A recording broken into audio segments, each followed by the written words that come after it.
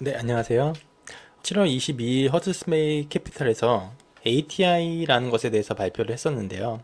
이것이 큰 파장을 낳았다고 하죠. 옐런도 이 보고서에 대해서 반박을 했었고, 월가에서는 이 보고서가 맞냐, 틀리냐에 대해서 논의가 오갔다고 합니다. 저도 상당히 흥미롭게 읽었고, 개인적으로는 매우 통찰력 있는 보고서라고 보여져서 내용을 좀 소개해드리기 위해서 가져왔습니다. 실제로 내용이 되게 방대한데 직접 읽어보시길 추천드릴게요. 오늘 말씀드릴 주제는 크게 두 가지입니다. 이 보고서에서는 ATI를 스텔스 QE라고 부르는데요. 이 ATI가 어떻게 QE의 역할을 했는지 그 하나와 그것이 만들어내는 부작용 및 어나인드 시나리오 하나, 총 두 가지를 말씀드리겠습니다. 우선 재무부가 발행하는 국채라는 것은 본디 정규적이고 예측 가능하게 발행되는 것이 원칙입니다. 하지만 옐런은 기존의 국채 발행 비중을 비틀어서 다른 형태로 발행을 하게 되는데요. 부채 비율의 적정 수준은 TBAC와의 협의를 통해 설정됩니다. TBAC는 단기채 비중을 15%에서 20% 사이로 공고를 하고 있는데 옐런은 이를 무시하고 비례 비중을 극적으로 늘리는 방식을 취합니다. 이것이 바로 ATI이며 지난 몇 분기 동안 가장 영향력 있었으되 가장 진가를 알아보지 못한 정책이라고 보고서는 얘기합니다. 아래 표를 보시면은 지난 분기 동안 재무부가 발행한 비례 비중을 볼 수가 있는데요. 권고대는 15%에서 20%그 사이가 아니라 적게는 33.6%에서 많게는 60%까지 비를 과대 발행하고 있었습니다. 비를 많이 발행한다는 것은 그만큼 쿠폰, 그러니까 즉 중장기채를 덜 발행한다는 것이고 그로 인해 잃어버린 미싱 쿠폰이 발생하게 됩니다. 계산을 해보면은 미싱 쿠폰의 양은 약 8,130억 불로 이것이 ATI가 진행한 스텔스 QE의 양이라고 보고서는 얘기하고 있습니다. 8천억 불만큼 쿠폰을 덜 발행하면서 장기채 금리를 낮추는 역할을 했었고 또 이를 통해 유동성을 공급했습니다. 왜 단기채 비중을 늘리는 것이 그리고 장기채 비중을 줄이는 것이 유동성 공급이냐? 그것은 바로 단기채와 장기채의 특징의 차이에 있습니다. 단기채는 매우 머니라이크합니다. 08년 전의 베이스머니, 그러니까 기초화폐는 지급준비금과 화폐였다면 08년 금융위기 이후 패드가 지준금에 대해서 이자, 즉 IOR을 제공하고 그것이 T빌의 금리와 비슷해지면서 빌의 머니 라이크니스는 더 강해졌습니다.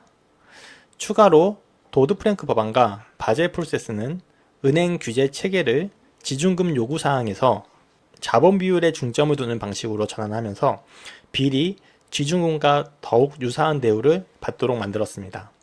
이제 T빌은 지준금과 유사한 듀레이션, 신용 특성, 이자율, 그리고 제약적 특성들을 가지면서 지준금과 빌 간의 상호 대체 가능성이 커졌습니다. 즉 T빌은 그 자체로 쿼시머니, 준화폐로서 역할을 하고 있다고 합니다.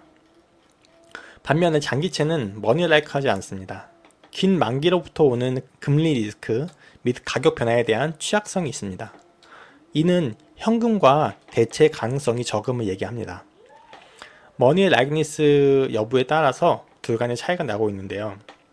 이에 따른 영향력의 차이가 있습니다. 예를 들면 현금 1달러로 빌 1달러를 사면은 포트폴리오의 성격은 크게 변하지 않습니다. 반면 현금 1달러로 30년물 장기채 1달러를 사면은 포트폴리오에 큰 변화가 생깁니다. 더 높은 금리 리스크에 노출되며 이것은 시장이 감내할 수 있는 리스크의 양을 깎아먹습니다. 장기채는 빌이나 지준금만큼 담보로서 역할을 할 수 없기 때문에 레버리지를 일으킬 수 없고 경제의 대출 능력을 감소시킵니다. 즉 재무부는 단기채를 발행함으로써 현금을 살포했다 이렇게 바라볼 수가 있는 것이죠. 추가로 빌의 발행은 영래포 잔고를 깎아 먹었으며 이는 페드로 하여금 영래포 잔고 부족이 지준금 감소로 이어질까 두려움을 낳게 했습니다. 감소해가는 영래포 잔고를 바라보면서 패드는 QT 감소를 할 수밖에 없었던 것이죠. 원래 돈을 찍는 방식은 은행과 중앙은행, 즉 페드의 공조를 통해서 행해졌었는데 이제는 쿼시머니 단기채를 재무부 마음대로 발행하면서 돈을 찍어내는 것은 아닌가, 좀 그렇게 보이고요. 추가로 장기채 비중을 줄이면서 기존의, 그러니까 원래대로라면은 시장이 감내했어야 될 금리 리스크를 재무부가 줄여줬던 거죠. 그로 인해서 풍부한 유동성을 만들어냈습니다. 미신 쿠폰의 양은 약 8천억 불이면서 8천억 불이고, 이것을 금리로 환산하면 패드 금리 1%를 하락시킨 것과 동등한 효과를 낸다고 해요. 당연히 이러한 방식은 지속 가능하진 않습니다. 첫째로 지금 단기채 금리가 훨씬 높죠. 장기채 금리보다. 재무부는 높은 금리로 대출을 일으키고 있는 것입니다. 둘째로 그 대출 만기가 매우 짧습니다. 즉 롤오버 리스크에 크게 노출되어 있으며, 이것은 국가 재정 관점에서 매우 비싼 리스크입니다. 결국 자전 롤오버에 의해서 단기 차입이 지나치게 비싸진다면 정부는 세율을 올려야 할 수 있으며, 이는 세율 안정화를 위협합니다.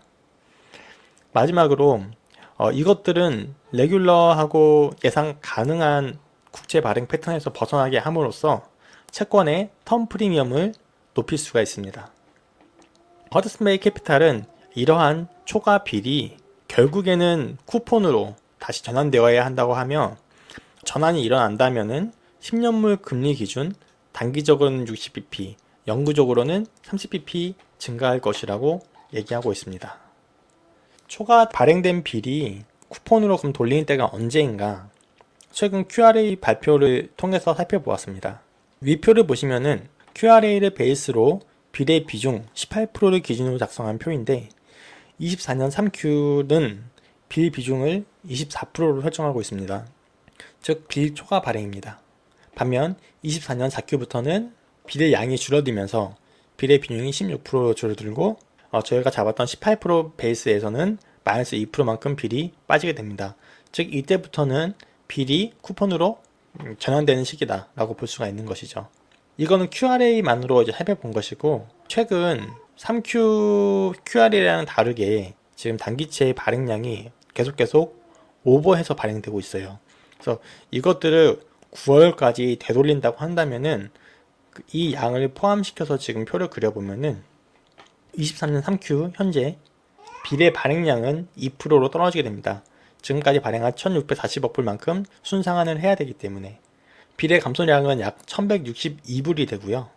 4Q까지 합해서 1279억 불을 이제 비례서 쿠폰으로 전환하는 효과가 나타나게 됩니다.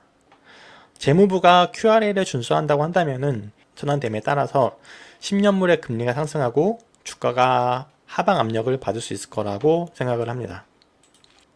때문에 최근 시장이 계속 좋은데 폭탄이 계속 쌓여가는 건 아닌가 라는 좀 걱정 들고 있고요. 계속 틀리고 있지만 개인적으로 이제 주식 비중을 이제 7대3에서 6대4까지 조금 더 저번 주에 줄여놨습니다. 뭐 물론 당연히 틀릴 수도 있고, 틀리면은 조금 덜 먹는다 생각하고 대신에 위험이 왔을 때 그에 더 대처를 잘할 수 있게끔 준비해두자라는 마음으로 계속 공부하면서 준비해 나가고 있습니다. 네, 들어주셔서 감사합니다.